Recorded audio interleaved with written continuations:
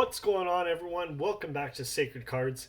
Today I'm coming at you with a fresh take on Earth Machine. This deck was heavily inspired by a fellow Yu-Gi tuber and friend of the channel, Commodore Cards. I'll leave a link in the description. I highly recommend checking him out and subscribe to his channel. He did a fantastic in-depth deck profile and a great job explaining all the cards. Needless to say, this is a 43 card going second Earth Machine deck profile. As most of you know, I love this archetype and have featured many different ways to play the deck, so I wanted to try something different. It has a real easy time breaking boards and puts up some huge offense with a lot of big machine bodies. I've done several days of testing trying to perfect the ratios, and I'm really excited to share this with you. Finally, with all that said, I'll go through my deck list and try and explain the cards as best I can. Let's get right on into it here. Kicking things off with the Machina lineup, 2 copies of Machina Gear Frame. This is one of your main starters. As when normal summoned, you can search a Machina monster from your deck to your hand. I only wanted to play 2 copies as we have many 1-card starters in the deck, and most of them are very searchable. This is also a Union monster, which can definitely come up as well, so 2 copies of Gear Frame. Following that up is his good buddy, Machina Unclassed Bear. Yes, this deck does have a dark side, a fantastic pair with Gear Frame, as when it is added from the deck to the hand, you can special summon this card, then send a Machina monster from your deck to the graveyard, which is great because the following cards don't like being in the deck or the hand, with the exception of 1 copy of Machina Fortress. This card is kind of broken. You can summon it from your hand or graveyard by discarding levels 8 or more, including itself if it is in hand. It becomes an extender / boss monster because when it is on the field, if your opponent tries to target it, you get to look at their hand and discard a card from it. Plus, if it is destroyed by battle, you can target any card they control and destroy it. So for those reasons, it's definitely one of my favorite cards in the deck. Following that, we play 2 level 10 Machina machines in 1 copy of Citadel and 1 copy of Ruin Force. What can I say? Both of these cards are extremely powerful, and I'm not just talking about their stats. Both of these machines want to find themselves in the graveyard so they can use their graveyard effects to summon themselves. With Machina Citadel, if an Earth machine is destroyed by battle or card effect, you can special summon this card from the graveyard, and when it is on the field, it has a quick effect to target any machine you control, destroy it, and all monsters your opponent controls with equal or less attack. Ruin Force must also be special summoned from the graveyard by banishing levels 12 or more, which is very easy to do with this deck. 9 times out of 10, if you get to battle phase with this card on the field, you will win. For 1, it has 4600 attack, which is massive, and if your opponent dares to activate a card or effect during the battle phase, you can pay half your life points, negate it, then cut their life points in half, making it that much easier to run them over. Plus, if that's not enough, if it does get destroyed by battle or card effect, you can special summon up to 3 banished Machina monsters whose levels equal 12 or less. An absolute death machine. I love these cards. Now, taking things back a bit, I'm going to introduce the Infinitrack line, starting with 2 copies of Infinitrack Harvester.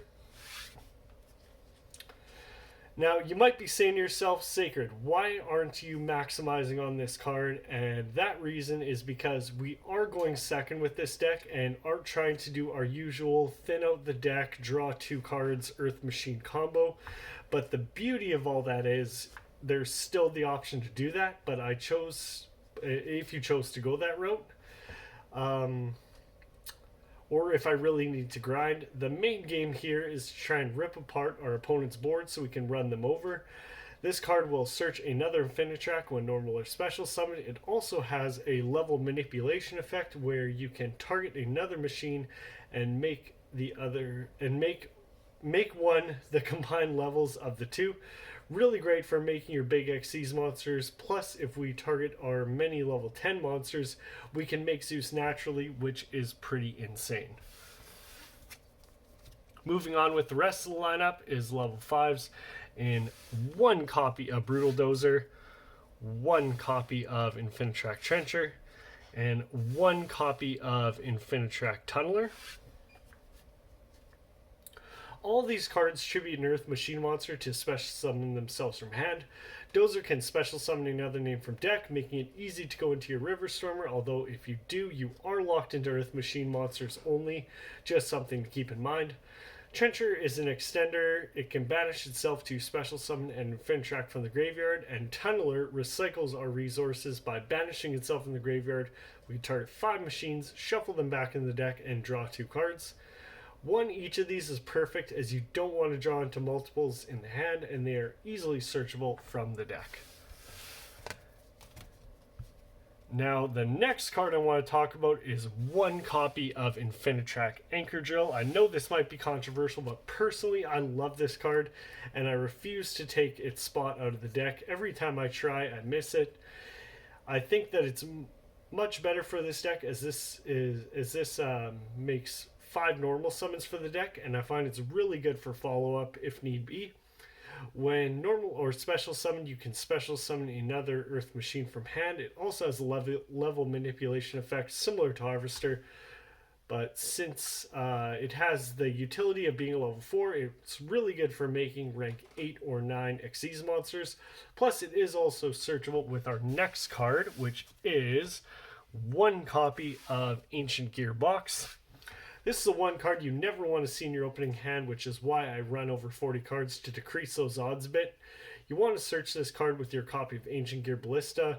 When this card is added from your deck or graveyard to hand, you can add an Earth Machine monster with 500 attack or defense from your deck to your hand, which will either be a copy of Tunneler, Trencher, or Anchor Drill. Next, we have the level 10s in 1 copy of Heavy Freight Train Dare Crane and 1 copy of Super Express Bullet Train. Both of these cards can extend from the hand and give you easy access to your rank 10 trains. Dare Crane can special summon itself from the hand when another Earth Machine is normal or special summoned. When it is detached from an Xyz monster, you can target a card your opponent controls and destroy it, so it's another form of disruption. Bullet Train has 2 main effects, one being that you can special summon it by only controlling Earth Machines. It has the ability that during the end phase, if this card is sent to the graveyard and sent there this turn, you can add back a machine monster from your graveyard to your hand. Moving on is a tech choice that I've begun testing is 1 copy of Carnot, the Eternal Machine. This is a new card from Phantom Nightmare and immediately caught my eye. It's a level 10 light machine monster that is special summoned from your hand or graveyard. During a duel, your opponent activates a monster effect in the hand or graveyard. When it is on the field, your opponent activates a monster effect. You can have this card gain 1000 attack, but it's sent to the graveyard, shuffle it back into the deck. It's a really cool card that can put up big damage on the board or be used as rank 10 material, both very powerful effects that synergize well with this deck.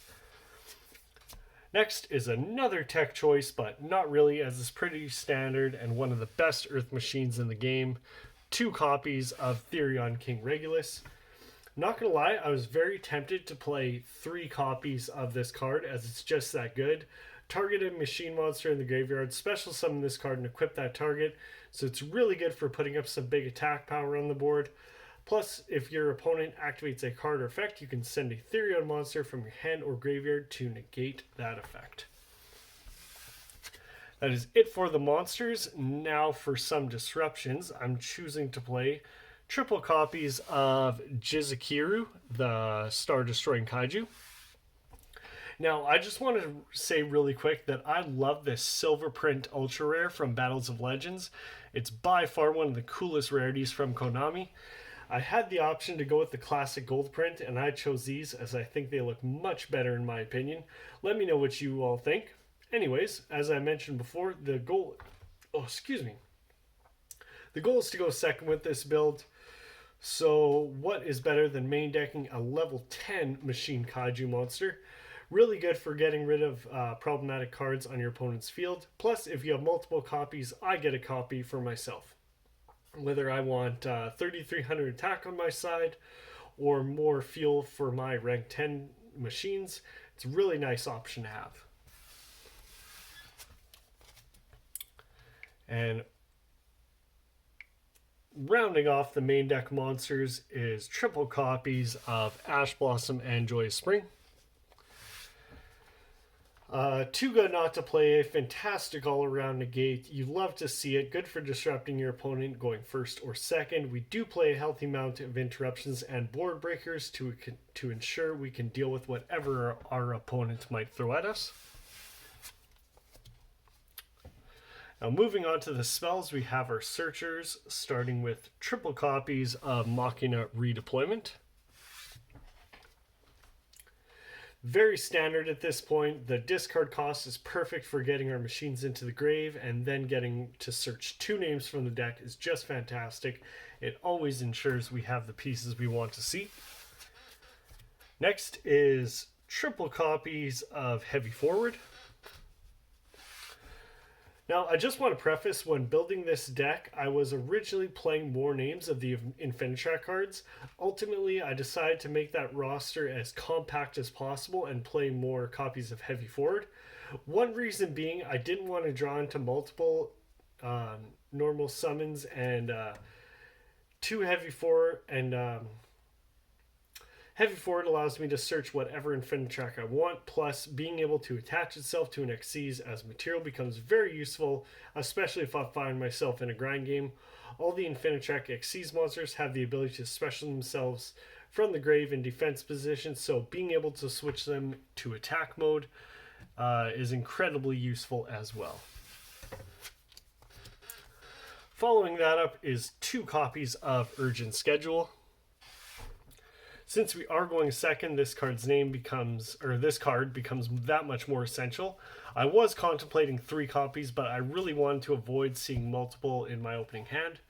If your opponent controls more monsters than you do, special summon a level 4 or lower and level 5 or higher Earth Machine from your deck. Their effects are negated, but that doesn't really matter too much, as it gives us a ton of options now that we have more resources and material on the board. If it does get sent to the graveyard while it is set, then you can search a level 10 machine from the deck. So that does come up as well.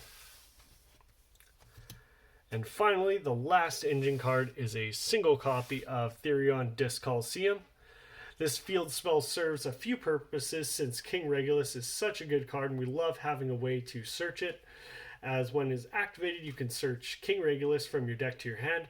Once per turn, if a monster would be destroyed by battle, you can dump another copy to the graveyard. And also, once per turn, if your monster is destroyed by battle, you can add King Regulus back to your hand. So essentially, you're creating an infinite loop of King Regulus extenders and negates. Next, I'm going to showcase a ton of disruption cards and board breakers, starting with triple copies of Forbidden Droplet.